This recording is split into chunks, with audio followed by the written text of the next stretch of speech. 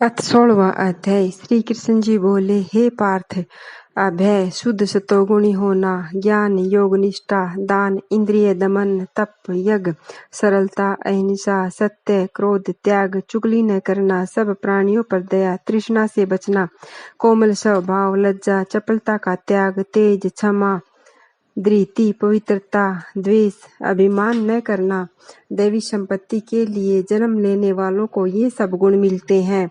हे पार्थ, दंभ, अभिमान, क्रोध, कटु भाषण और अज्ञान, ये सब आसुरी संपत्ति के लिए जन्म लेने वालों को प्राप्त होते हैं। हे पांडव, दैवी संपत्ति मोक्ष और आसुरी संपत्ति बंधन का कारण होती है। तुम शोक न करो, क्योंकि तुम देवी संपत्ति को भोगने को जन्मे हो। हे पार्थ, इस लोक में देव और असुर, ये दो प्रकार के प्राणी उत्पन्न किए गए हैं। देवी संपत्ति का विस्तार पूर्वक वर्णन कर चुके हैं। अब आसुरी का वर्णन सुनो। धर्म में प्रवृत्ति और अधर्म से निवृत्ति, ये असुर लोग नहीं जानते। न उनमें सोच है, न आचार है और न ही सत्य है। वे संसार को असत्य, निराधार और अनिश्वर कहते हैं। उनके मत में जगत की उत्पत्ति का कारण काम से प्रेरित स्त्री पुरुषों के संयोग के अतिरिक्त कुछ भी नहीं है। मलिन आत्मा, अल्प बुद्धि, दारुण कर्म करने वाले इस संसार को नष्ट करने हेतु पैदा होते हैं और दुष्कर्म से आश्रित होकर दंभ, मानी और मद से युक्त पुरुष नीच कर्मों में प्रवृत्त होते हैं। वे मृत्यु पर्यंत चिंता से ग्रसित रहते हैं। अनेक आशा रूप पासों में बंद, काम क्रोध में तत्पर, कामो उपयोग के लिए अन्याय से अर्थ संचय की इच्छा करते हैं। आज मैंने यह पाया है, इस मनोरथ को पाऊंगा, यह मेरा है और यह धन भी मेरा हो जाएगा। यह शत्रु तो मैंने मारा है, दूसरे को भी मारूंगा। मैं ईश्वर, भोगी, सिद्ध, बलवान और सुखी हूँ। मैं धनी हूँ, कुलीन हूँ, मेरे समान दूसरा कौन है। मैं यज्ञ करूंगा, दान करूंगा, आनंद करूंगा। इस प्रकार अज्ञान से मोहित हुए, अनेक कल्पनाओं से मोह रूपी बंधन में फंसे हुए, विषय भोगों में आसक्त लोग रौरव नरक में गिरते हैं। अपनी बड़ाई आप करते हैं, धन धाम के मद में चूर रहते हैं। शास्त्र विधि को छोड़कर केवल नाम के लिए यज्ञ करते हैं। वे अहंकार, बल, घमंड, काम और क्रोध से युक्त हैं। अपनी तथा औरों की देह में स्थित मुझ से द्वेष रखते हैं तथा निंदा करते हैं। द्वेष करने वाले क्रूर और अधम पापियों को मैं इस संसार की आसुरी योनियों में ही डालता हूँ।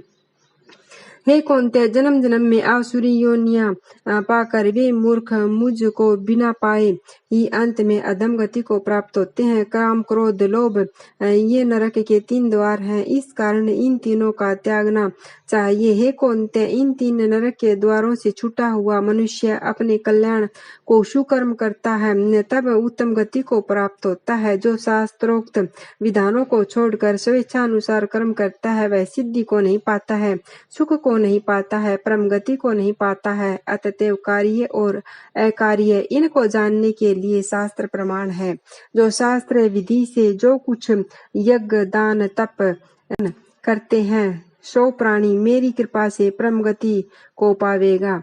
इति श्रीमद् भगवत गीतासु उपनिषत्सु ब्रह्म विद्याया योग शास्त्रे श्री कृष्ण अर्जुन संवादे दैवासुर संपत्ति विभाग योग्यो नाम 16वां अध्याय। 16वें अध्याय का मातम्य। श्री नारायण जी बोले, हे लक्ष्मी जी, षोडश देश के राजा का नाम खड्गबाहु था। वह बड़ा धर्मात्मा था। उसके हाथियों में एक मस्त हाथी था। उसकी धूम मच रही थी। वह महावतों को पास न आने देता था। जो महावत उस पर चढ़ता था, वह उसे मार देता था। राजा ने उसको पकड़ने वाले आदमी को इनाम देने के लिए आज्ञा दी। हे लक्ष्मी, उस हाथी को किसी ने भी नहीं पकड़ा। एक दिन हाथी नगर में उपद्रव कर रहा था। सामने से एक साधु चला आया। लोगों ने उस साधु से कहा, हे संत जी, यह हाथी आपको मार डालेगा। साधु ने नेत्र पसार कर देखा तो हाथी ने सूंड से साधु की चरण वंदना की और खड़ा रहा। तब साधु ने कहा, हे गजेंद्र, तू मुझे जानता नहीं, मैं तुझे पहचानता हूँ।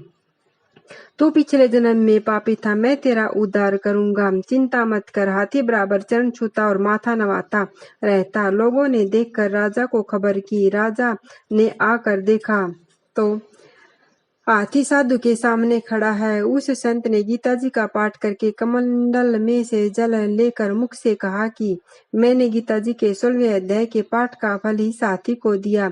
इतना कह जल छिड़कने से हाथी की देह छूटी और उसने देवदेह पाई और विमान पर चढ़कर बैकुंठ धाम को गया। राजा ने संत को दंडवत प्रणाम किया और कहा कि हे संत जी, आपने कौन सा मंत्र किया जिससे इस नीच दुखदायक को सदगति प्राप्त हुई? संत ने कहा, मैंने गीता जी के 16वें अध्याय के पाठ का फल इसे दिया है। मैं नित्य ही इसे पाठ को पढ़ता हूँ। राजा ने पूछा, पिछले जन्म में यह हाथी कौन था?